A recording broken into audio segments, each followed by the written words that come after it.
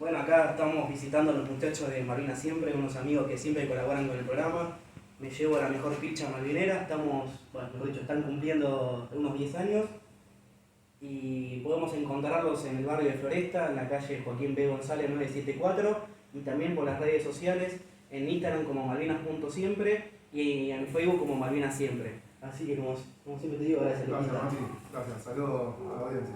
Vengan todos, Malvinas Siempre, la mejor ropa marinera. Bueno, queridos amigos, en un nuevo programa de Malvinas y sus protagonistas, en esta ocasión tengo el placer de entrevistar al contraalmirante retirado, veterano de guerra de Malvinas, Ricardo Alessandrini. ¿Cómo estás, Ricardo? ¿Qué tal, Matías? Muchísimas gracias por la invitación. Por favor, la invitación es más que agradecida por mi lado por haber aceptado.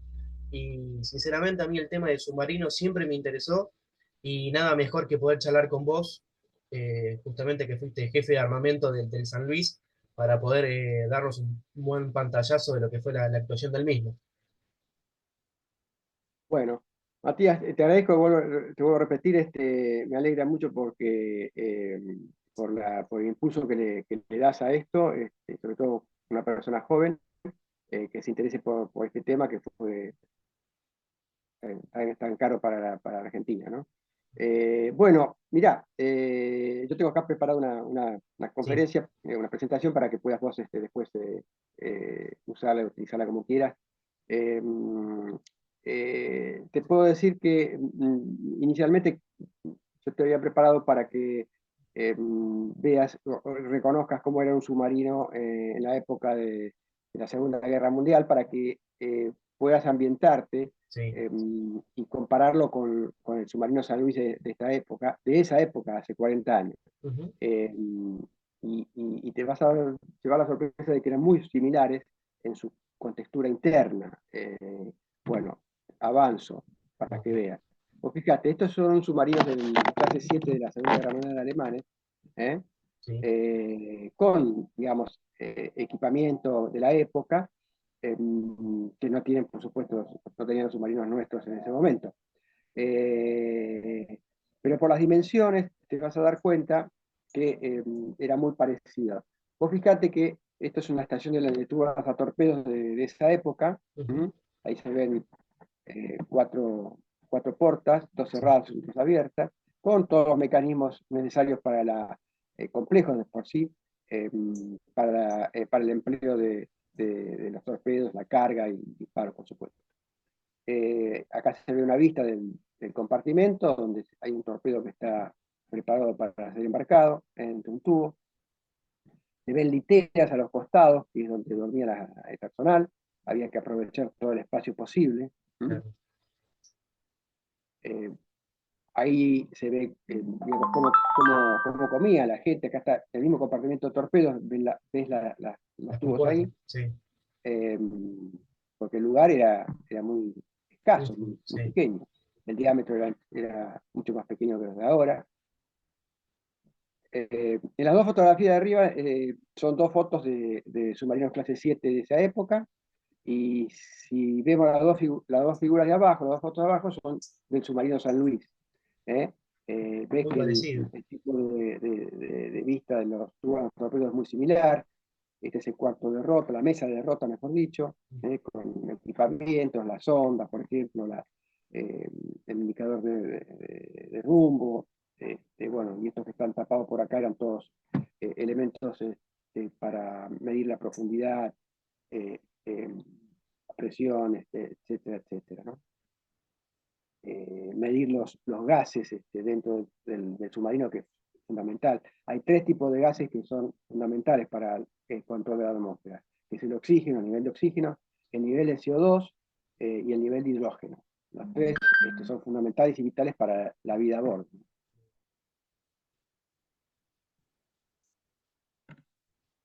Bueno, y esta es la silueta del submarino San Luis, y esta es la silueta del submarino Santa Fe, el otro submarino que participó en el conflicto de Malvinas.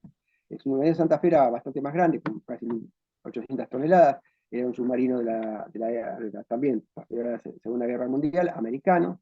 La diferencia que tenía con el San Luis, además del tamaño, era que tenía un sonar en su proa, pero debajo de la quilla, y el San Luis no, lo tenía en la proa, acá dentro de la libre circulación, y acá tenía otro sonar más.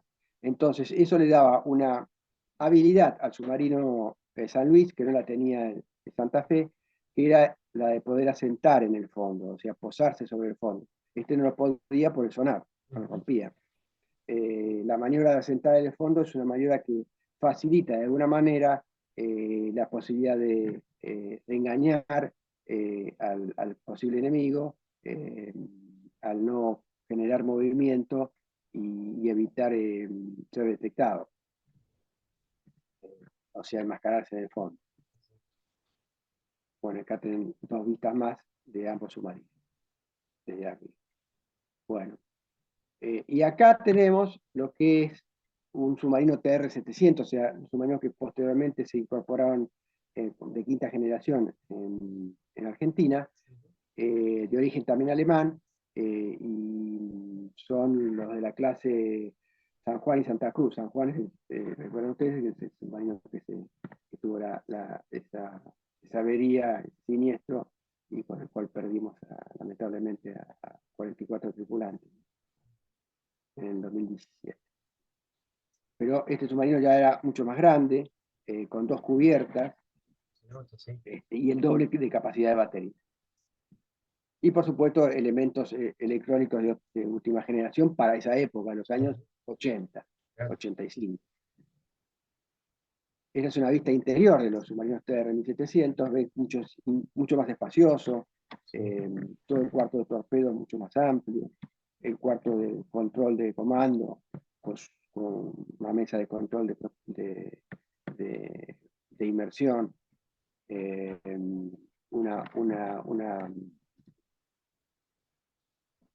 no se ve acá, no se el puntero. Bueno, acá está.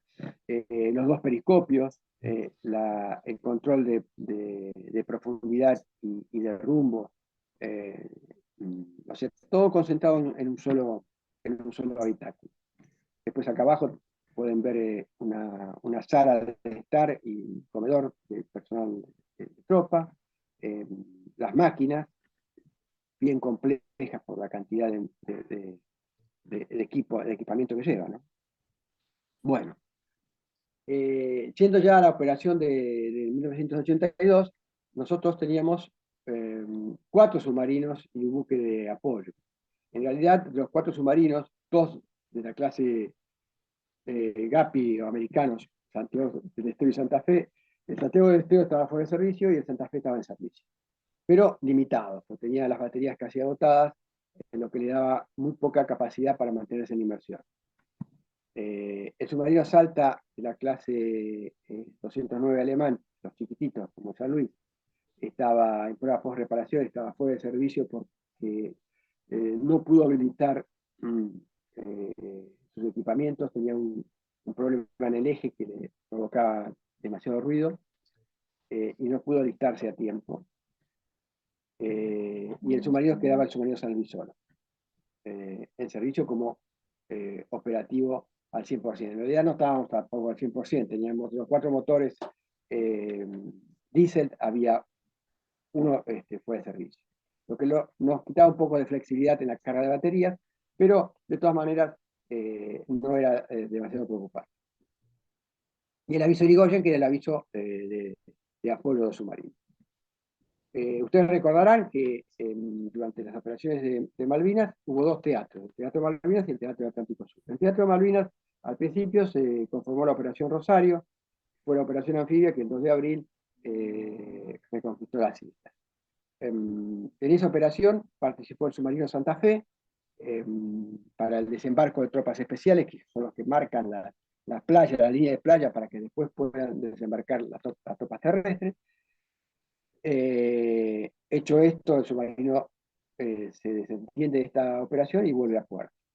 Después está la operación en Grytviken, es una operación especial que realiza el submarino Santa Fe también, donde lleva material y personal para reforzar la plaza una vez que había escalado el conflicto entre el 2 de abril y el 24 de abril.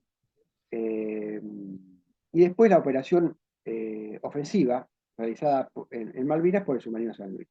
Estratégicamente comentamos que las operaciones de submarinos fueron eh, eh, defensivas, desde el punto de vista de que se ubicaron en áreas de patrulla próximas a las islas, al efecto de contener un posible avance de la flota británica y evitar el desembarco. Entonces, batir a los blancos de oportunidad. Tácticamente, por supuesto, son operaciones ofensivas.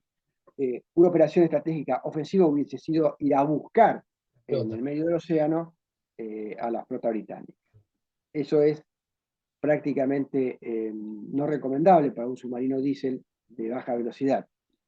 Eh, Sí, y hay que tener muy buena información de inteligencia. en cambio ellos con los submarinos nucleares era otra cosa. La operación de ellos con los submarinos nucleares fue netamente ofensiva. ¿Mm?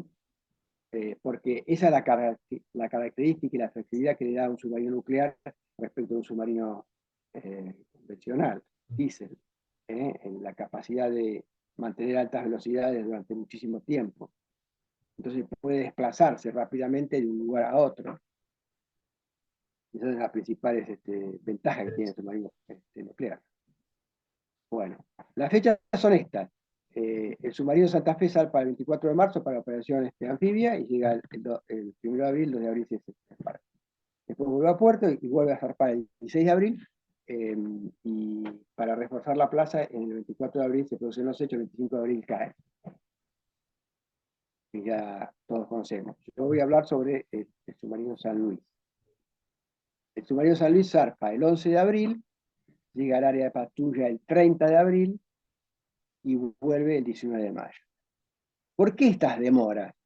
Bueno, es práctica usual de destacar los submarinos previo digamos, a que se encadena el conflicto para que estar justo en el área de patrulla en el momento donde el conflicto se transforma en guerra.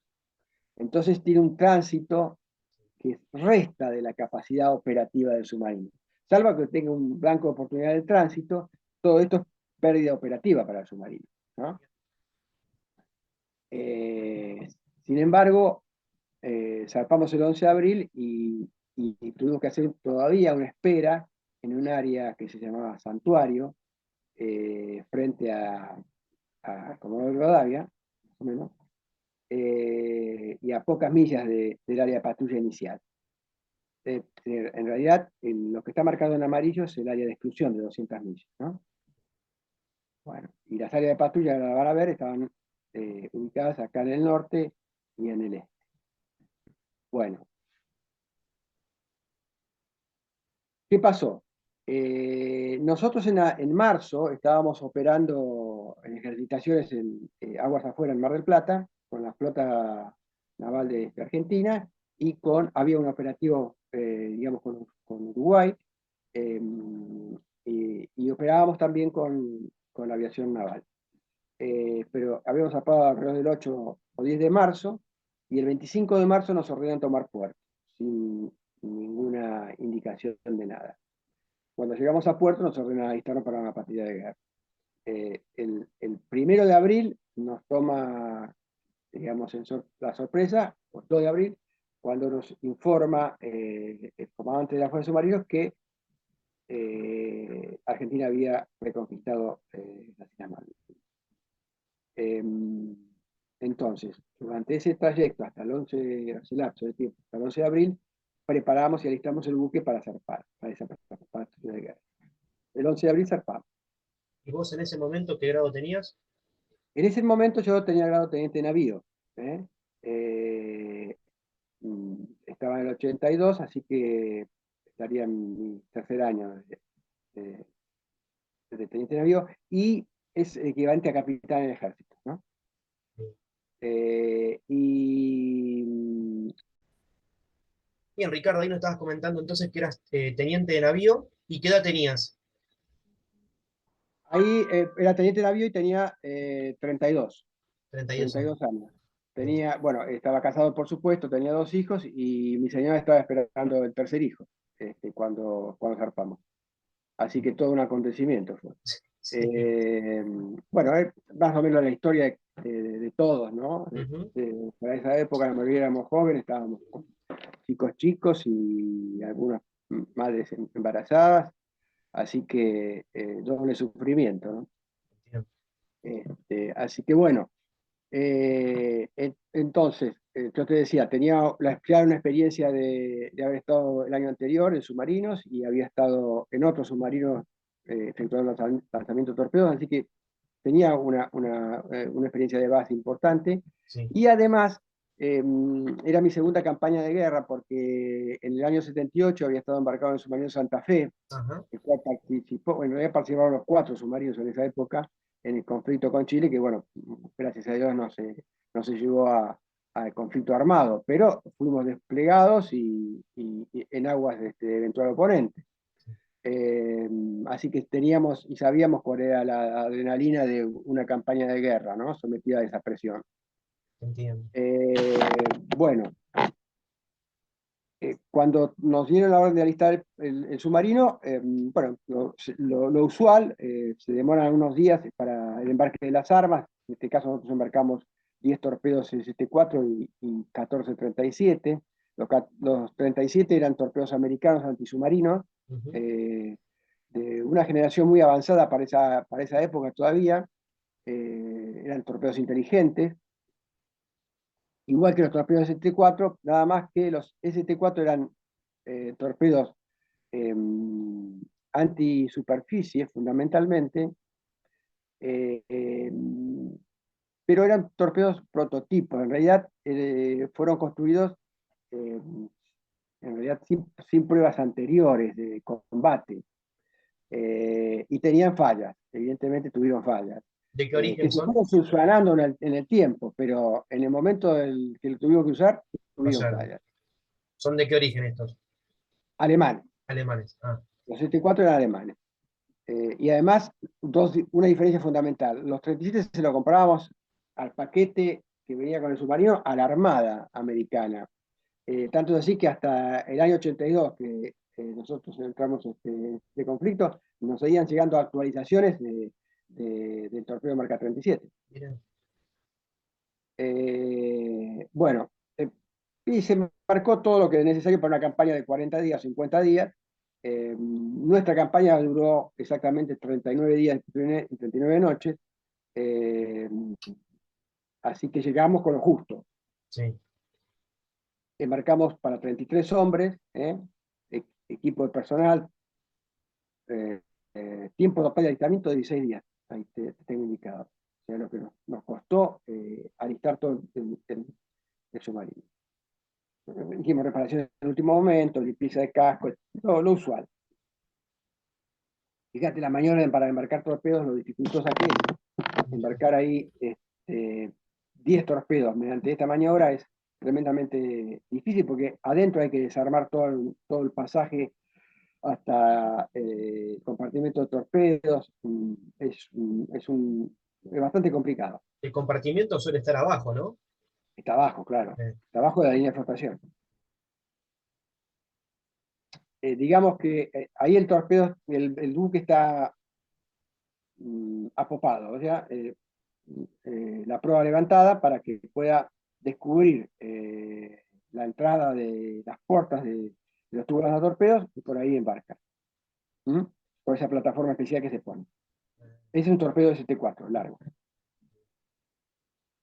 Bueno, el total de la cronología, desde que zarpamos hasta que volvimos, no, perdón, hasta que iniciamos el tránsito al área de patrulla fueron, desde el 11 de abril que zarpamos, todo este periodo fue de alistamiento, ¿no? ajá. Desde el 11 de abril que zarpamos hasta el 27 de abril que salimos del área de la primera área de espera. El 27 de abril zarpamos del área de espera al área de patrulla. Todo este tiempo que yo te digo es tiempo muerto, como dijimos antes, ¿no? Es tiempo muerto, que es el tránsito. El tránsito se hace a una velocidad media de entre 5 y 6 nudos. Fíjate la diferencia que te puntualizaba hoy con respecto al nuclear. un tránsito de un nuclear está en 20 nudos, 25 nudos. Se hace 500 millas en un día. ¿Mm? Y nosotros estamos haciendo el 10%, menos, Es abismal la diferencia. es abismal.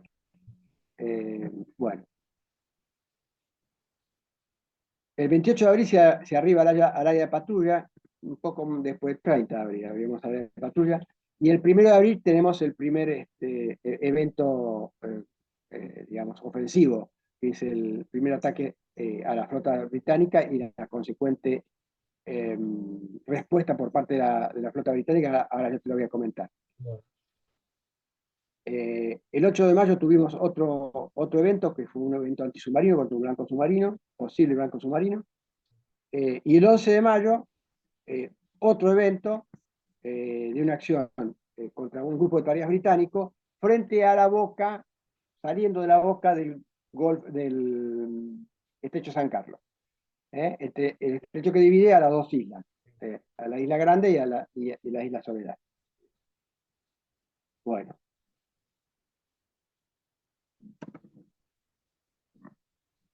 Y cuando se dan los hechos, fíjate que la Fuerza de Tareas Británica zarpa de dos lugares, de Gibraltar, que había un grupo de tareas que estaba trabajando ahí, y de Londres, de Inglaterra, el 5 de abril. sí. Entre el 1 de abril, digamos 30 de marzo, al 5 de abril, los tipos te alistan, los británicos te alistan una fuerza de casi 100 buques, entre buques militares y buques auxiliares. Es decir, tenían preparado un alistamiento para una eventualidad. Se Eso no se dio hace. en un teatro, se dio en un teatro que ellos no pensaban, en Malvinas. Si bien tenían, digamos, digamos, a lo largo de las negociaciones, desde el año, en realidad desde el año 65, que se da la resolución 2065, Sí, la ONU. para que, de Naciones Unidas, para que se reconozca el tema de que hay un conflicto en la causa Malvinas entre los dos países, y se inician negociaciones hasta el 82. Bueno, ellos siempre tuvieron alguna sospecha de que Argentina en algún momento iba, todavía informes de inteligencia que así lo dicen, iba a reaccionar en forma, si Inglaterra no le daba alguna ventana de escape, ¿no? Al conflicto, sino no abría una ventana de negociación. No lo hubo, lamentablemente no la hubo. Y el 82 fue la fecha que agotó, digamos, eh, llenó el vaso, desbordó el vaso, y lamentablemente, bueno, se dio lo que se dio, el conflicto armado. Bueno, entonces, la flota zarpa el 5 de abril, llega alrededor del 23 a la isla Ascensión, parte de otra flota, o parte de otro grupo que salió de Gibraltar, que llega entre el 23 y el 26 de abril a Georgia, y ahí recuperan Georgia. Y el 30 de abril llegan al área de Malvinas, y el 1 de abril se produce el primer, o el 2 de abril se produce el primer bombardeo sobre las islas. Bueno, esas son las grandes fechas. Bueno, acá te voy a mostrar una serie de fotos para que puedas individualizar las naves británicas que operaron con nosotros, contra nosotros. Acá está el Invencible. Ellos tenían dos portaaviones, había tres. Largaron los dos mejores que tenían, que eran el Invencible, que es este que está acá, y el Hermes. El Hermes, que es este que está acá. El Hermes, espera, porque se me va acá está.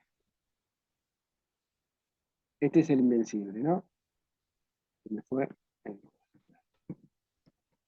¿Lo tenés? Sí. Bueno. El Hermes es este que tiene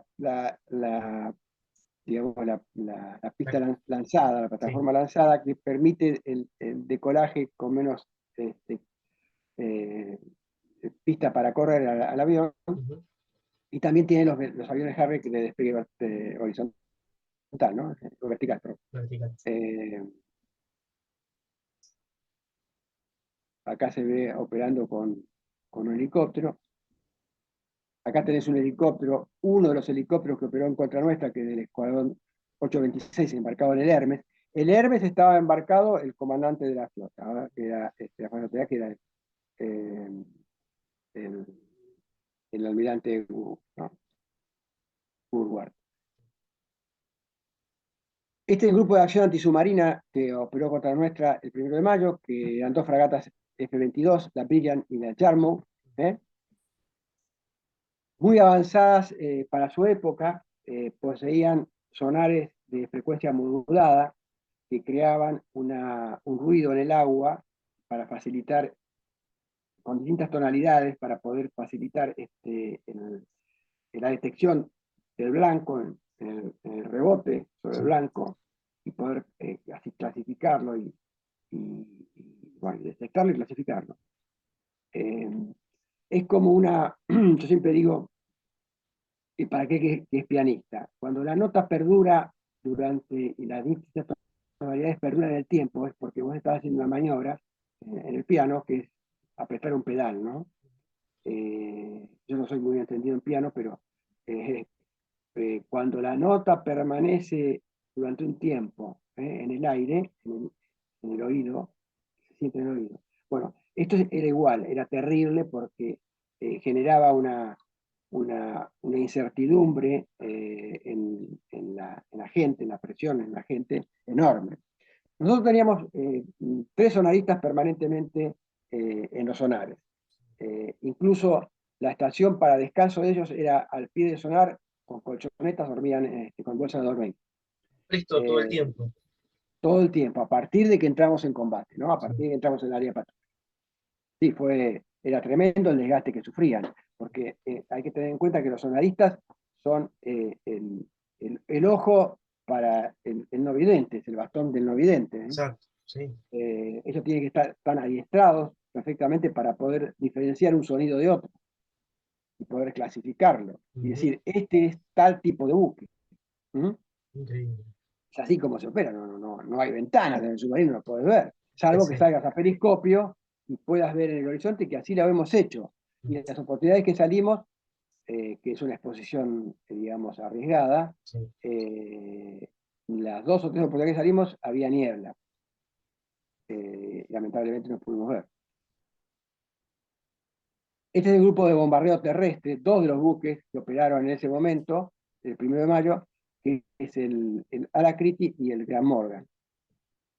Y el Arrow era el otro. Estos eran los submarinos que operaban en Malvinas, de la Armada Argentina y de la Task Force. Ve, por favor, del lado británico, hay 5 submarinos, Nucleares, sí. 5 submarinos de estos grandes, que son los submarinos nucleares de ataque. Sí. No son balísticos, no eran balísticos. Solo uno de ellos tenía una suerte de Subrock, que es un misil que sale por los tubos de torpedos. Solo uno lo poseía. Ahora no recuerdo cuál de ellos. Ujú. Pero, y solo 3 de estos submarinos poseían sonares remolcables. ¿Qué significa? Que además del sonar propio que tiene el submarino, Sí. tiene un sonar que se suelta por popa. Es, una, es como una tripa larga de sonares chiquititos, que lo que hace es alejar el ruido del propio buque del sonar para que no interfiera, porque el ruido propio interfiere en la escucha del sonar.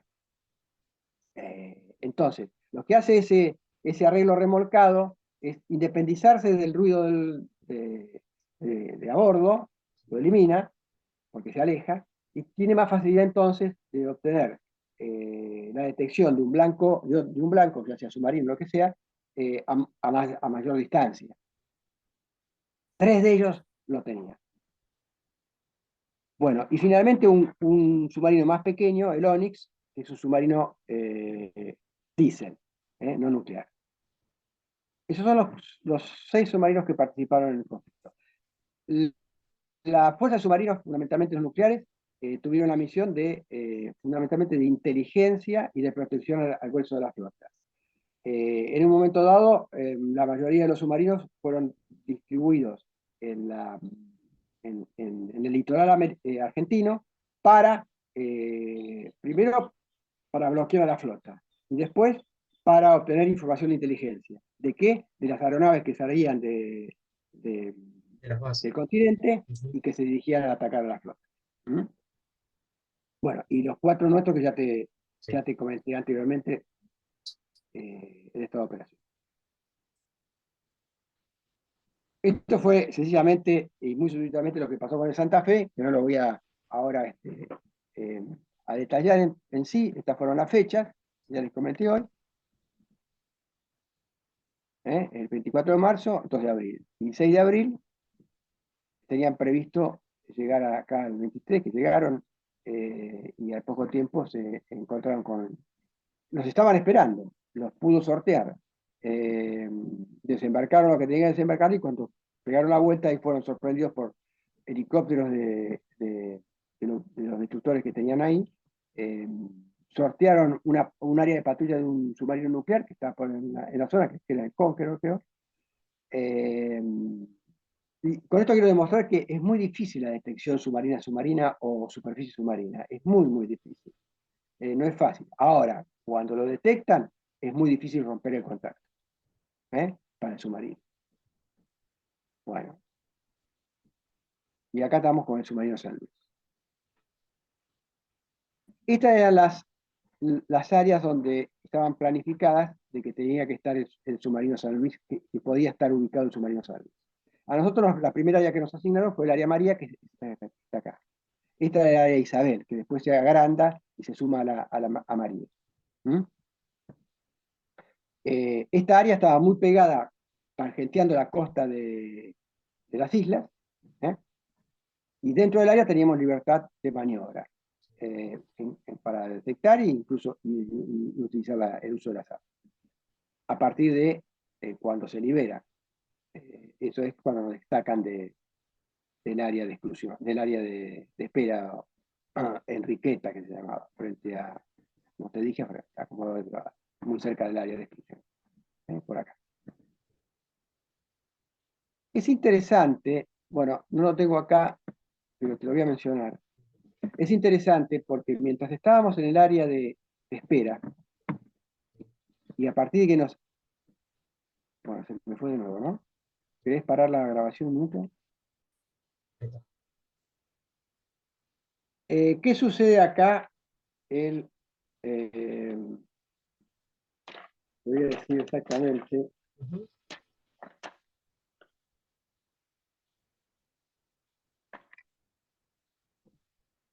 El 27 de abril nos ordenan salir del área. Sí. Los ingleses tenían la información de inteligencia de dónde estaban las áreas, de la fecha que zarpamos, de la fecha que llegamos al área de exclusión, de la fecha perdón, al santuario de espera, de las fechas que zarpamos del área de espera. Sí. Bueno, en Tenían... base a 4 fuentes de inteligencia. Inteligencia de ellos, la inteligencia americana,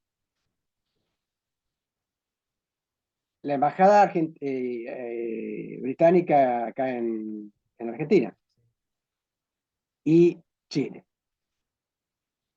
Esas fueron las 4 fuentes de inteligencia, a pesar que de alguna manera Chile lo desmiente, pero Pero es verdad. perfectamente Sí. lo han dicho. Entonces, esas fuentes de inteligencia... perdón, y una quinta. Los sistemas criptográficos fueron vulnerados, nuestros. Bueno, por eso se sabían con precisión. A través de Estados Unidos con satelital, porque el satélite que tenían ellos orientado en Centroamérica, en la zona del Caribe, Sí. fue reorientado y reconocido por ellos hacia el Atlántico Sur.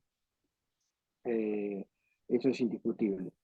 Eh, Evidentemente, a partir del 2 de abril, Estados Unidos perdió la neutralidad y pasó a formar parte del bando opuesto porque le dio el apoyo a Inglaterra, en medios y políticamente.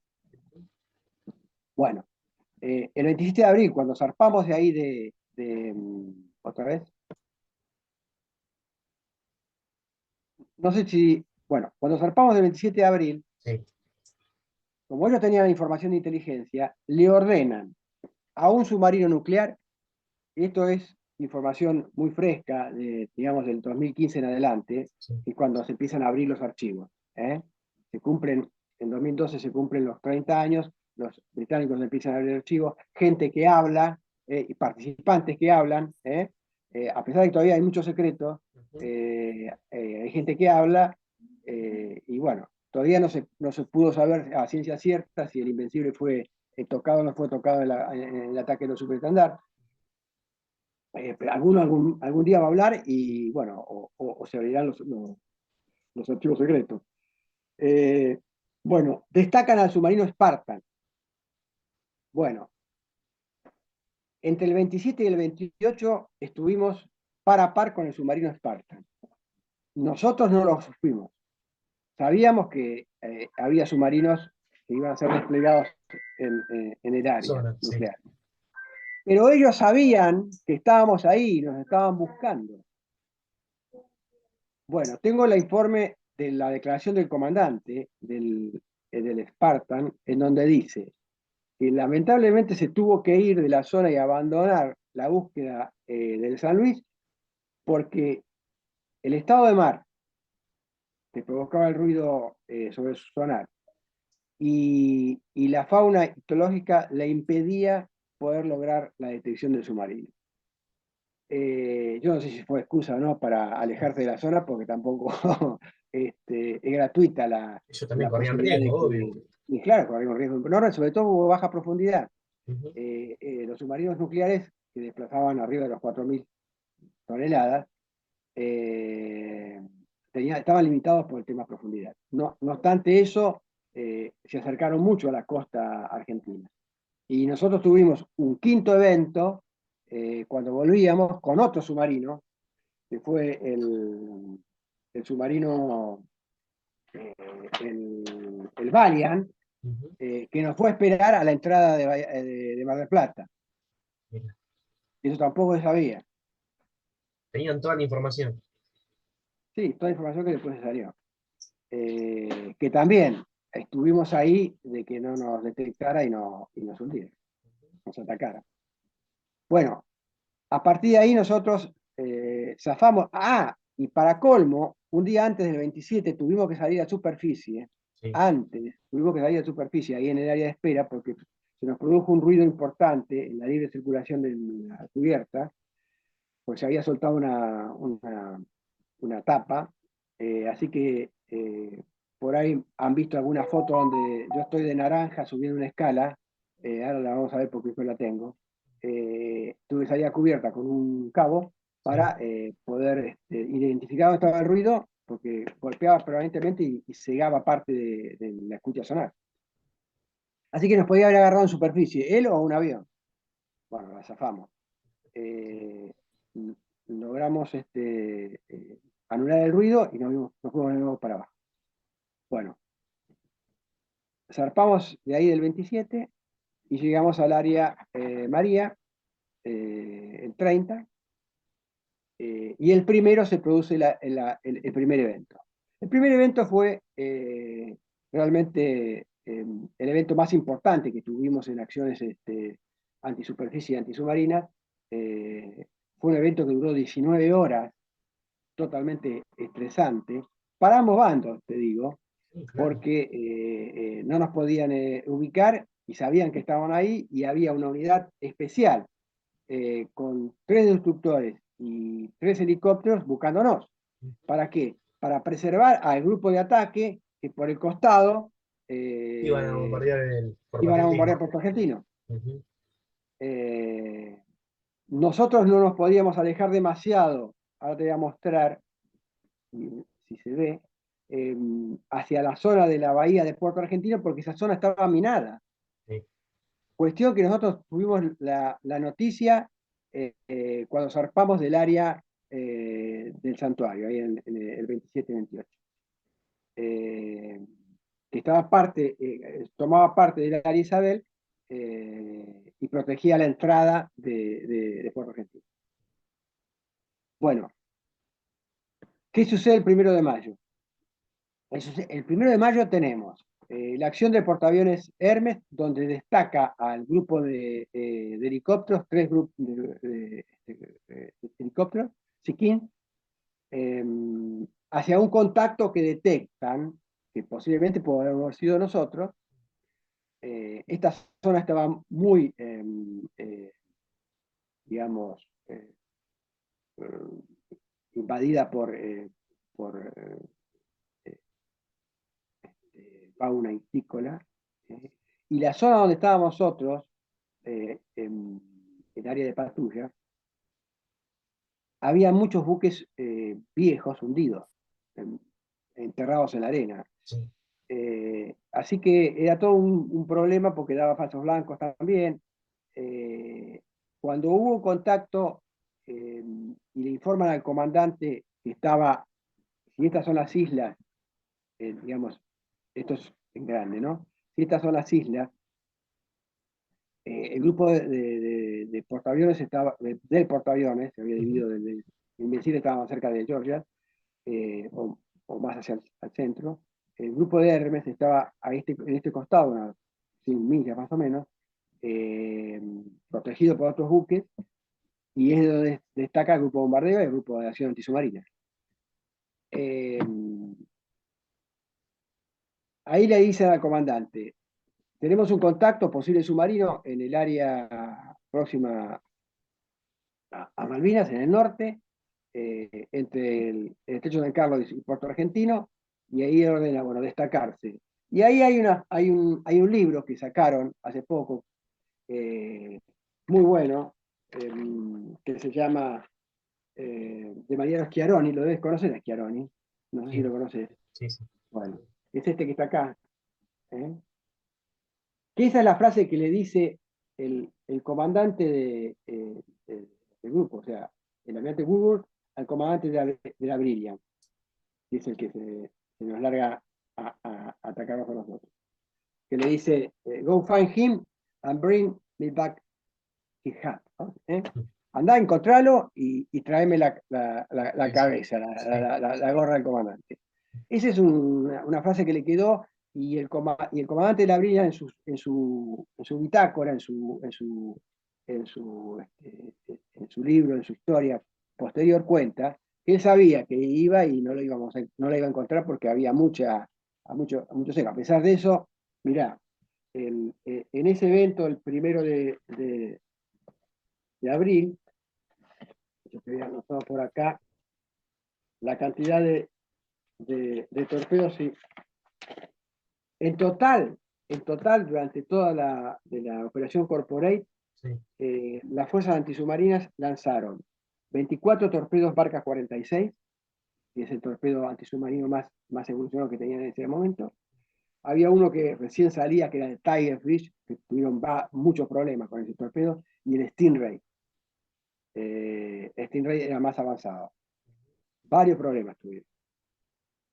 Habían lanzado un total de 24-46, 6 marca 44, que es menos avanzado, también antisubmarino, 49 cargas de profundidad y 22 limbo, que son las cargas, son los lanzadores que se lanzan en racimo desde la popa del buque y caen en forma de rosa en el agua, tratando de horquillar la posible posición del submarino.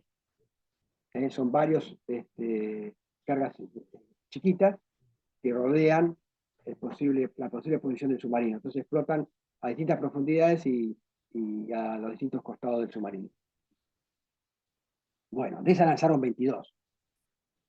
El primero, eso fue el total de la operación Corporate. El primero solo en esta acción hubo 5 torpedos marca 46, 5 torpedos 44, 3 cargas de profundidad, de las grandes, ¿no? La marca 11, y 7 dimbos, se llaman también, ahora me voy a acordar. Bueno, eso te da la dimensión de la preocupación que tenían los tipos de tratar de ubicarlo, porque le entorpecía enormemente y el desgaste fue tremendo para ellos y para nosotros, porque durante 19 horas duró esa persecución. ¿Cómo se desarrolló? Nosotros a eso de las 7 de la mañana, más o menos, del 1 de mayo, estábamos haciendo, ya habíamos terminado snorkel, el snorkel lo hacíamos a la noche para cargar las baterías, y el oficial de guardia lo despierta al comandante y le avisa que tiene un contacto en el sector noreste. Primero contacto rumor hidrofónico, que es el que produce el ruido de las hélices de los destructores, y después, o del buque que sea, y después la emisión sonar. Eso es fundamental porque ahí te dice que los tipos ya están buscando un posible blanco. Sí. Sonar activo. Ponen eso que yo te decía en frecuencia modulada, que genera una larga tonalidad de distintas frecuencias en el agua. La idea es buscar un contacto, que rebote de contacto y que vuelva al buque emisor, y ahí ellos puedan determinar qué es. Bueno, entonces el comandante sin dudar lo ordena rumbo hacia el contacto, hacia el rumbo hidrofónico y puesto de combate. Todo en el mayor de los silencios. Cada persona fue despertada en forma individual, no sonó la alarma de puesto de combate ni nada por el estilo para evitar provocar ruido, porque ese ruido que provocas se irradia y sale afuera. A bordo, por ejemplo, no se anda en zapatos, es decir, todo el mundo en zapatilla de goma, con suela de goma. Y los pisos normalmente están protegidos con goma para evitar, digamos, la propagación del ruido. Bueno, nos aproximamos hacia 2 destructores, y cuando tuvimos resuelto para nosotros, digamos, la solución de control tiro a una distancia de unas 12 o 13.000 yardas, yardas son casi una yarda 0,90 metros, 0,9 metros, lo mismo de un yardo, o sea, unos 12.000 metros, lanzamos el torpedo, que siguió el arrumbamiento que tenía el azimut sobre el blanco. Y a los 3-4 minutos nos daba una señal de cable cortado. ¿Qué pasa? Nosotros teníamos un problema que con la computadora de control tiro se había averiado, pero mantenía la posibilidad de lanzamiento de torpedo. Así que el cálculo, en lugar de tener la computadora, se hacían cálculos manuales, que es una práctica habitual en el submarino que se realiza mediante distintos ábacos y con la información que nos llega. La información vital es la información de sonido, el azimut, la dirección por la cual se dirige el blanco, el rumbo y la velocidad, y la distancia, que es lo fundamental. La distancia se obtiene mediante radar, por supuesto no lo podemos usar para no exponernos, o mediante sonares activos, o con un sonar pasivo que tenemos a lo largo de la banda del buque, que son 3 sonares planos, que por distintas fases con que llega el sonido se puede determinar aproximadamente la distancia.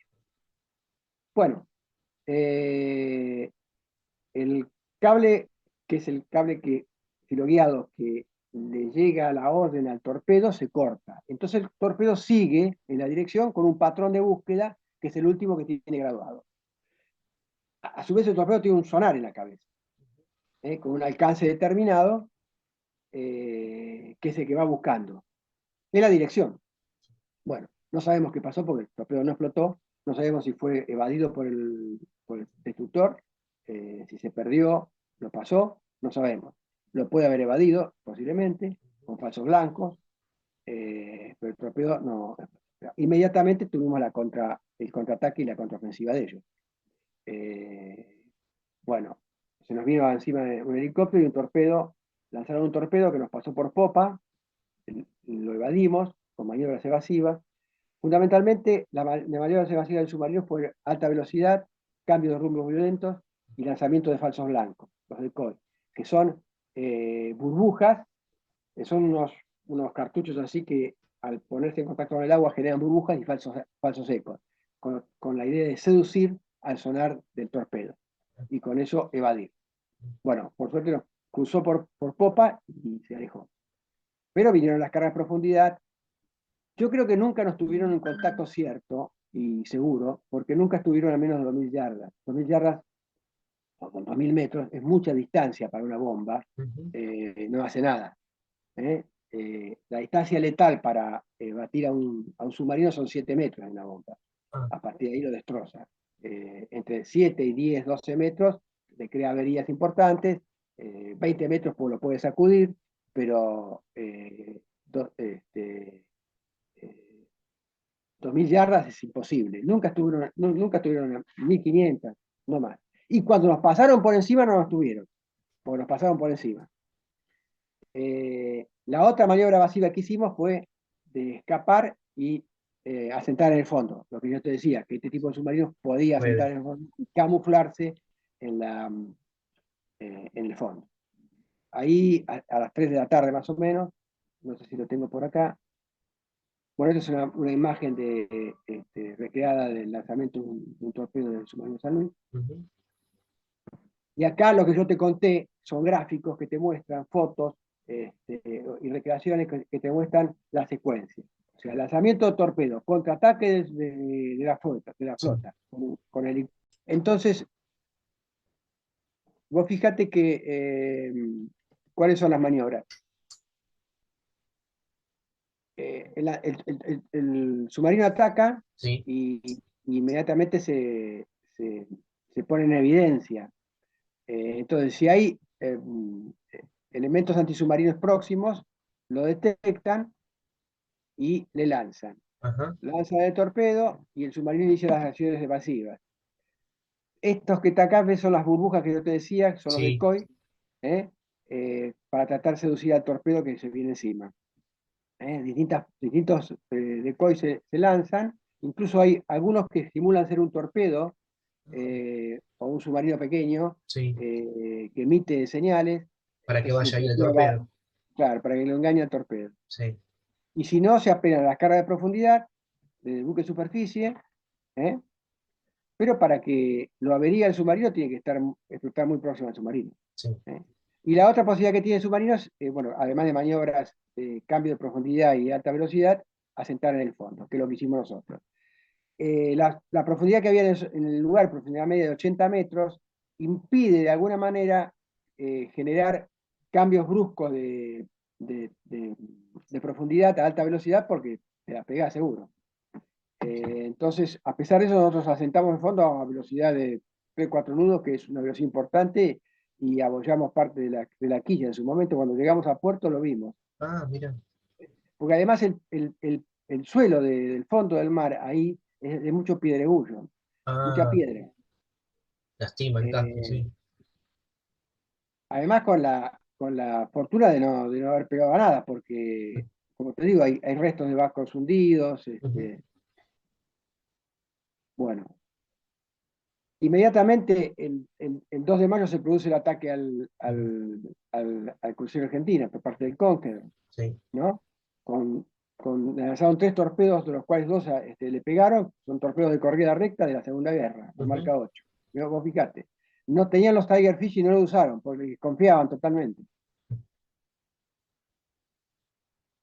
Bueno, el otro evento que hubo fue el 8 de mayo. Ah, perdón, no te conté Sí. parte de esto. Después de los eventos, nosotros tuvimos aproximadamente, digamos, el lanzamiento fue a las 10 de la mañana, a las 3 logramos asentar el fondo, evadimos nos perdimos, esperamos un tiempo y volvimos a salir a superficie, que nos costó muchísimo, porque después de varias horas asentado, el fondo te chupa, ¿no? Te hace como sopapa, y las bombas de achique tienen que, para sacar el agua y hacerlo más liviano el barco, tienen que trabajar muchísimo. Y provocar ruido, por supuesto. Claro. Cuando despegamos, otra vez se nos vinieron encima, volvimos a sentar, bueno, hasta que los volvimos a perder y recién a las 7 de la mañana creo que salimos, hicimos snorkel, porque el problema que teníamos era la reserva de oxígeno. Si bien dosificamos oxígeno, eh, aumentaba el nivel de hidrógeno de batería, a partir del 2% es explosivo, y aumentaba el anhídrido carbónico. También hay un sistema para fijar el anhídrido carbónico con cápsulas de cal soda. Pero todo eso ensucia la atmósfera y vos en un buque de estos tipos no tenés más de 2 días de posibilidad de estar sin renovar el aire, ¿no? Aire limpio, sí. Naturalmente. Bueno, el 8 tuvimos otro evento. Estábamos patrullando la zona y tuvimos un contacto submarino. A nosotros nos pareció un contacto inteligente. Aproximamos y lanzamos un torpedo marca 37, el cual explotó. Evidentemente, cuando atravesamos el contacto, porque el contacto nos atravesó y se dispersó, era un cardumen de krill, así nos confundió. Cosa que también les pasó A harto de ellos. veces a los ingleses, se volvieron locos con los cardúmenes, tanto de krill como de ballena. Bueno, es una enseñanza, ¿no? Claro, obvio. Pero también una, un estrés importante porque estuvimos a un tris de no lanzarlo, pero ante la eventualidad lanzamos el torpedo. Y el otro evento se produjo el 10 de mayo. Estábamos navegando en la zona de la entrada del Estrecho San Carlos y tuvimos un contacto a esta altura, con una dirección en la que indica la flecha. Entonces nos aproximamos, pero lo perdimos. Estábamos lejos y lo perdimos. Intuimos de que se había metido dentro del estrecho San Carlos. Esto fue a la tarde del día 10 de mayo. Sí. ¿Qué pasó? En realidad eran 2 contactos. La fragata Arrow, que participó en el bombardeo del 1 de mayo, y la Alacrity, que también participó en el bombardeo del 1 de mayo. Con esas dos fragatas, sí. El Alacrity y la Arrow, la clase 21. Bueno, ¿qué pasó? En realidad, la que nosotros vimos fue la Alacrity, que en realidad no, bueno, que en realidad eh, no hizo esto, sino que vino por acá y se metió por el sur. No sé por qué se va la señal. Ahí está. Y vino por el sur. Se metió en el estrecho, Ah, con la boca sur, bien. por la boca sur, se metió en el estrecho y el día 11 de mayo,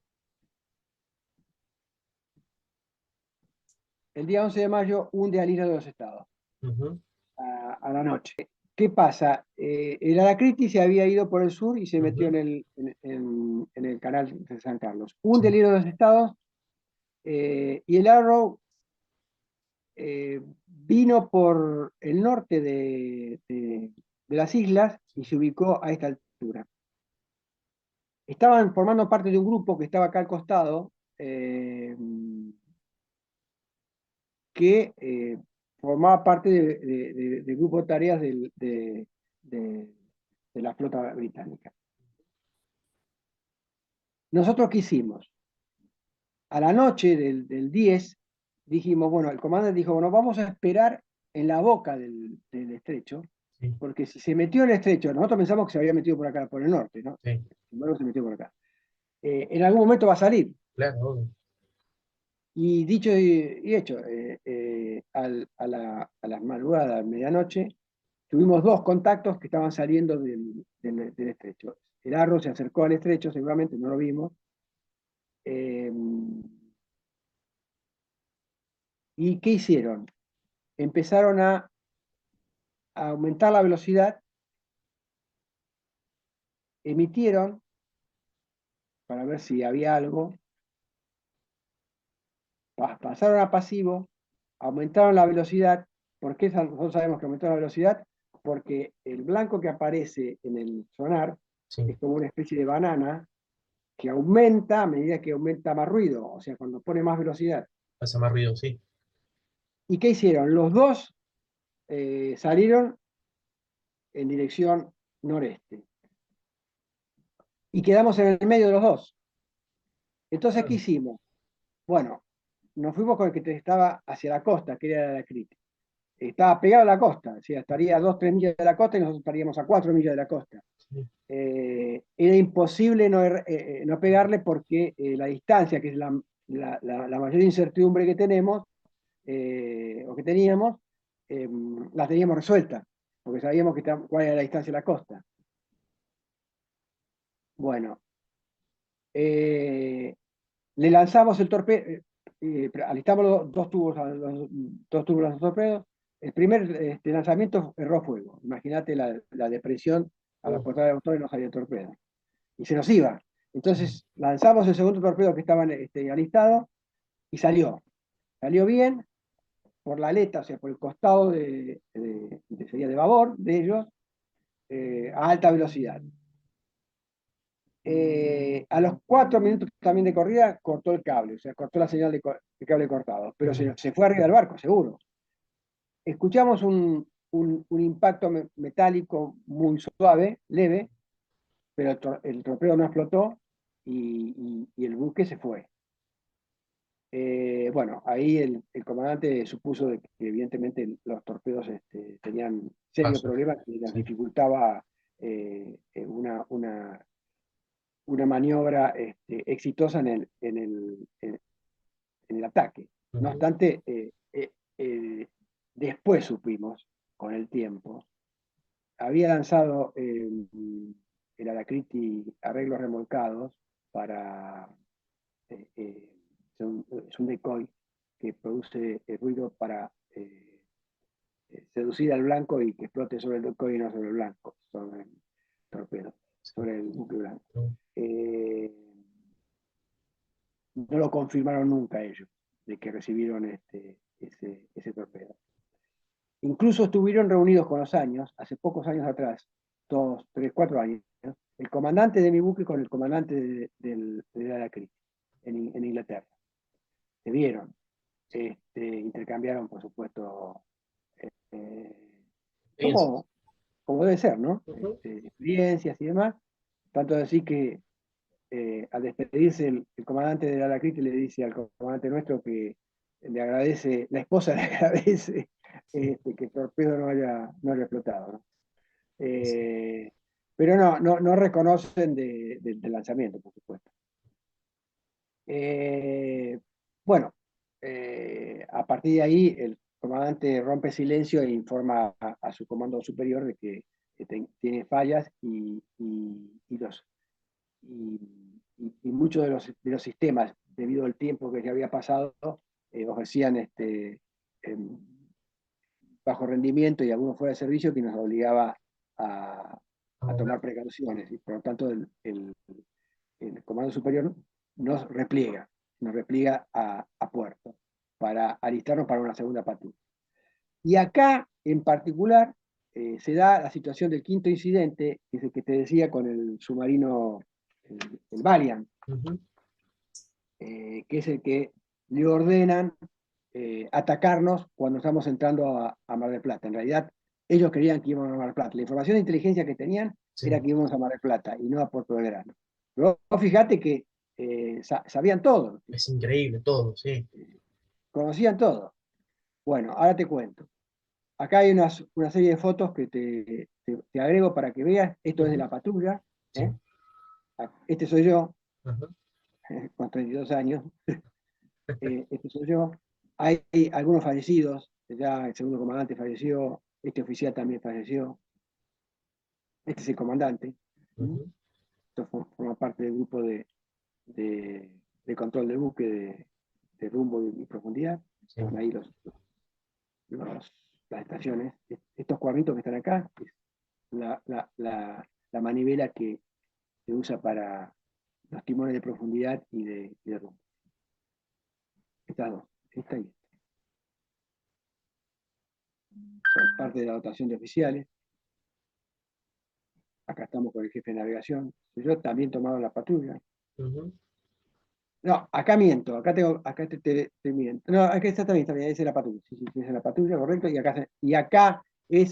Acá es en abril 82. Y acá nos volvemos a juntar en abril del 2003, cuando Mirá. yo era comandante de la fuerza y él era comandante, era mi jefe de Estado Mayor, pero ya en el submarino Salta. Ujú. Nos sacamos la foto En el mismo eh, lugar, sí. para recordar el momento. Casi después de 20 años, ¿no? 30 Sí. años, 20 años.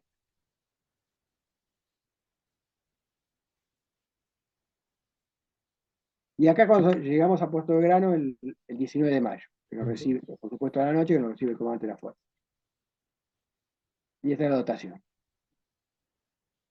Bueno, al buque se le otorga la, la condecoración honor al valor en combate por los hechos heroicos y acciones de mérito extraordinario que nos otorgó la Armada Argentina y reconoció el Estado argentino con posterioridad, ¿no? Un orgullo para el buque y para la dotación. Claro, obvio. Bien, en cierta medida en pago a, al esfuerzo, a la negación que hubo durante todo el evento. Ujú. Que tengo que decirte que la dotación se comportó de mil maravillas, a pesar de que había varios que no tenían experiencia ni en combate ni en ese tipo de buque. Así que, por supuesto, no teníamos conscriptos a bordo, eran toda dotación de De cuadros. cuadros. Ujú. Bueno, no, te quería comentar que cuando llegamos a Puerto Belgrano, a Sí. ver si, bueno, te lo voy a mostrar acá. Cuando Ujú. llegamos a Puerto Belgrano, cuando estábamos por llegar a Puerto Belgrano, o sea, acá, Sí. ¿no? En la derrota directa a Puerto Belgrano, o sea, desde las islas para acá, nosotros elegimos una derrota más o menos próxima a la costa, pero directo. Porque sabíamos que cerca del litoral estaban operando los submarinos nucleares Sí. y que teníamos la eventualidad de poder encontrarnos. El submarino Valiant lo Ujú. despliegan aproximadamente el 10 de mayo creo, más o menos, 8 o 10 de mayo, de Londres, o sea, Sí. digamos, de Inglaterra, con la idea de incorporarse a las fuerzas de submarinos Ajá. nucleares. Y el 16 de mayo recibe la orden de interceptarnos.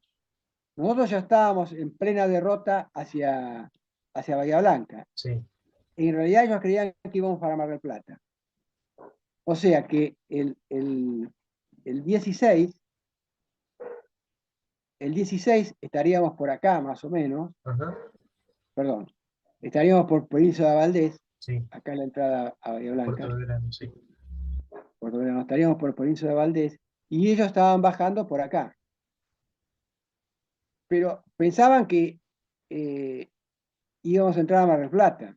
Los estaban esperando. Ujú. Sin embargo, recibieron la contraorden y se fueron para la entrada de la ría de Bahía Blanca y nos esperaron acá. Ujú. ¿Qué pasó? Ellos llegaron ahí el día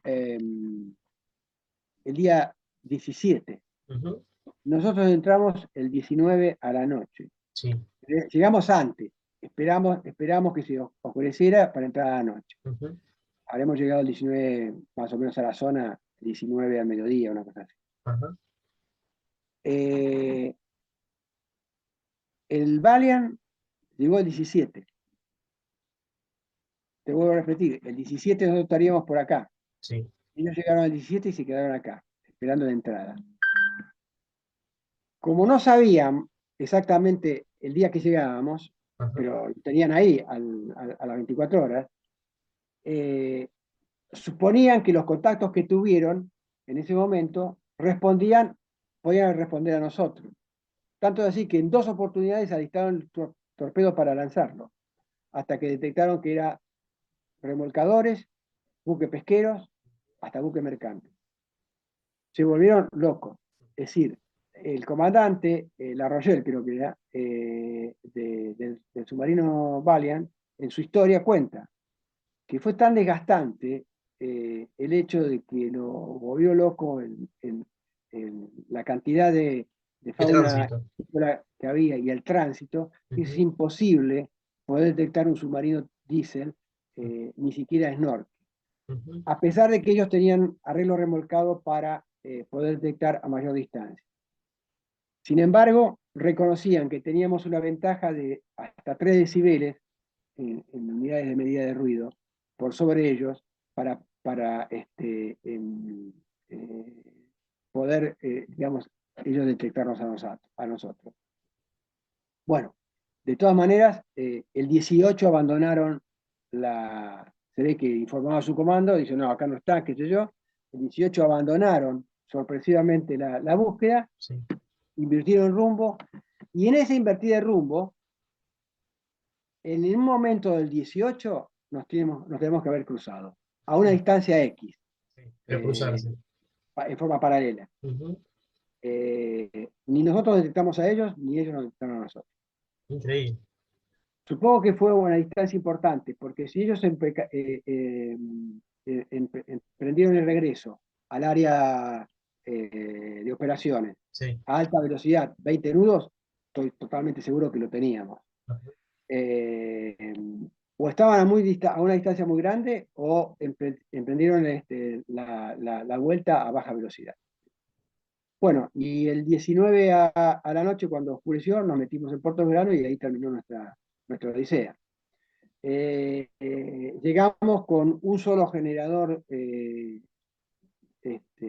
servicio, nos podíamos haber quedado en el medio del mar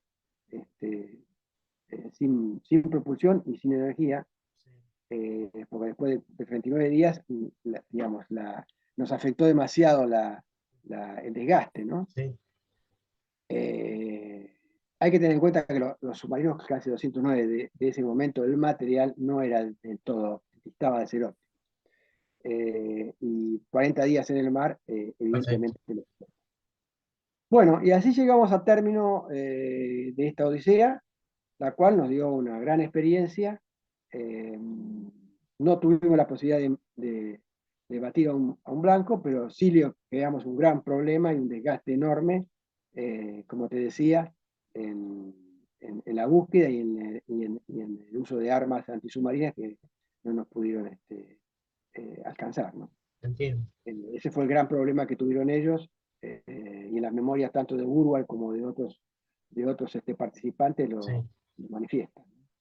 Después, con el tiempo, a través de las redes sociales, intercambiando opiniones y demás con gente de ellos que participaron, logré encontrar a un navegante de uno de los helicópteros del Escuadrón 826 que participó en la búsqueda nuestra del 1 de mayo, y en un tuit dejaba dicho de que le hubiese gustado mucho, y lo dejó en potencial para futuro, de encontrarnos y tomarnos unas copas y poder intercambiar Experiencia. experiencias y Sí. opiniones de ese día, ¿no? Fue realmente desgastante para ambos lados. Bueno, Matías, creo que eso es todo. Espero que te haya dado un material que sea rico en información y Sí, que claro. sirva para tu blog, ¿no? Sí, una pregunta que me gustaría hacerte era del 19 de mayo que llegaron en adelante, ¿que por todo el tema de las reparaciones no tuvieron tiempo para volver a zarpar? No, O... el 14 de junio, que fue la finalización Sí. del 19 de mayo, hubo que desembarcar todos los torpedos, Ajá. entrar a dique, desarmar toda la computadora, porque la computadora estaba fuera de servicio, y poner en servicio todos los mecanismos que nos habían averiado. Sí, implica Y mucho tiempo. además asegurar las fallas que habíamos tenido con los torpedos. A Vos eso, fijate a eso que quería llegar. no alcanzó. Después del conflicto entre junio y diciembre, Ujú. Se repotenciaron los torpedos, se mejoraron en muchos aspectos, pero siguió siendo un arma realmente con una capacidad de eficiencia baja. Por ejemplo, se incorporó la espoleta magnética que no la teníamos nosotros, que no necesita impactar Para explotar. para apuntar. Ujú. Se le alargó la cabeza hidrofónica para separarla un poco del ruido de sus propias máquinas, para mejorar su capacidad de detección. ¿Todo acá en el Tiene país se hizo eso? eso todo acá en el país. Ah, Eh, por supuesto con tecnología e información alemana, ¿no? alemana, sí. Se le mejoraron las células de presión, que son las que le dan al torpedo las señales para ir abajo o subir en profundidad, o bajar en profundidad y subir. Se le mejoraron los sellos de la hélice, del eje, porque a través de ahí entraba agua. Es decir, muchísimos aspectos. Se mejoró el sistema de control TIO a bordo. eh, el cable que unía de señal entre el sistema de control TIO, la computadora y el torpedo, que para que te des una idea, tiene el grosor de una tanza de pesca. Ese es el grosor que tiene. Sí, Y a través de ahí le llega la señal en forma digital al torpedo. sí. Esa señal, técnicamente, te explico nada más, ese cable tiene una señal de referencia de, no sé, de un volt, por ejemplo, que producía una fosforescencia en El el agua. cable Sí. y atraía a los pescados, los peces. Y los peces mordían eso. Mordí. Hay fotos de cable con los dientes de los pescados clavados. No es ficción, es realidad, Increíble. que nos mandaron los alemanes. Bueno, todo eso se mejoró. Aún así, el torpedo No era muy no fiable. tenía una confiabilidad como podían tener los viejos torpedos de corrida recta americanos o mismo torpedo 37. De todas maneras, hicimos torpedos, lanzamientos de combate después y Ujú, anduvieron, pero no, fue un conflicto corto ujú. y que no hubo posibilidad digamos, mejorar sobre la marcha, como fue, por ejemplo, un conflicto largo de la Segunda Guerra Mundial, que tuvieron miles de problemas los alemanes con los torpedos, Sí, hasta que lo eh, fueron mejorando, sí. y tuvieron tiempo para modificarlo, como así el tema de las bombas voladoras y demás, Ujú. que fueron mejorando con la B1 y la B2, Claro, pero un tiempo prolongado. bien. Este, pero bueno, esa fue la historia. Y la última pregunta que me gustaría hacerte, que no te quería entrecortar mientras estabas pasando las dispositivas, vos como jefe de armamento dentro de la tripulación, en sí, ¿qué misiones tenías? O sea, ¿cuál era tu tarea general en sí? El jefe de armamento tiene la responsabilidad de todo el material de cubierta, de cubierta del buque, Sí, y todo el tema del sistema de control y las armas. O sea, yo tenía toda esa responsabilidad. Y los sonares, toda la parte de sensores. ah, tanto. ¿eh? Lo que nos falló fue la computadora y el torpedo que mantenía, digamos, fallas de origen, ¿no? Lamentablemente. Después se Perfecto. tejieron muchas historias que no fueron reales, incluso muchas creadas porque, fíjate que dos diferencias. Con los, antes de iniciarse la guerra, un SOC valía $100.000. Ujú. Después de la guerra, se disparó arriba del $1.000.000. Tiene sello de probado en combate. Y el ISS-4 totalmente al revés. Entonces Ujú. los alemanes trataban bajo todo el punto de vista de sacarse responsabilidades en lo que hace al Encima, diseño y fallas de origen. claro, te Bueno, entiendo, es así. La industria bélica es así. te entiendo. La verdad, Ricardo, te agradezco muchísimo por tu tiempo, por tu buena onda. Fue una charla muy, muy grata. Aprendí bastante, mucha información. Así que espero que te hayas sentido cómodo y te agradezco. No, por favor, totalmente cómodo y que ojalá que te sirva, ¿no? Para tu tarea que realmente, como te decía, es muy loable, ¿no? Para que esto se tiene que difundir, ¿no? Para las generaciones jóvenes, fundamentalmente, y las venideras. Porque en unos Claro, años más nos vamos a estar más nosotros, y entonces esto queda. es la Bueno, idea. Deja registro. eh, el martes, con todo gusto, si querés estar, te paso igualmente el link. Avísame, haceme acordar por las dudas que me olvide. Dale, te agradezco mucho. Te mando un fuerte abrazo y estamos en contacto. Igualmente para todo lo que necesites, Matías. Un Chao, abrazo gracias. grande.